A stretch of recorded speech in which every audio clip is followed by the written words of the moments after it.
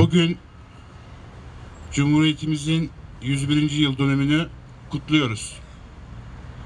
Öncelikle geçtiğimiz hafta Ankara'da meydana gelen hain terör saldırısında şehit olan vatandaşlarımıza Allah'tan rahmet, yaralılarımıza acil şifalar diliyorum.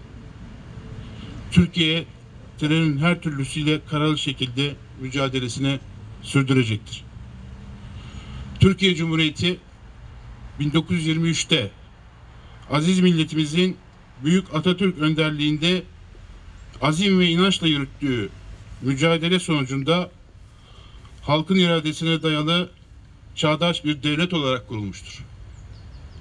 Türkiye, köklü tarihinden aldığı güçle, büyüyen ekonomisi, akılcı, insancıl ve çok boyutlu dış politikasıyla ilerlemeye devam etmektedir.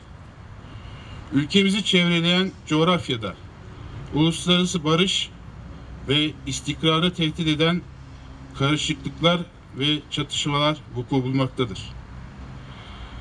Ulu Önder Atatürk'ün yurtta sulh, cihanda sulh veciz sözünü şiar edinerek bir yandan yurt içinde huzur ve sükûnu, diğer taraftan uluslararası barış ve güvenliği hedeflemekte, bu doğrultuda çalışmaktayız.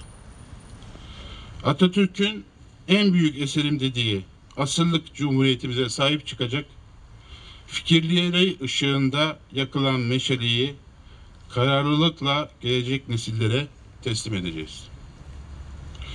Türk ulusunun her bir ferdi cumhuriyetimizi sonsuza kadar yaşatma konusunda kararlıdır.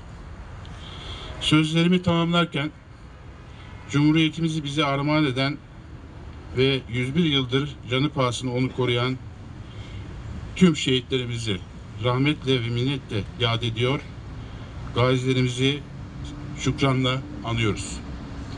Ulu Önder Büyük Atatürk'ün sözleriyle bugün en büyük bayramdır, kutlu olsun.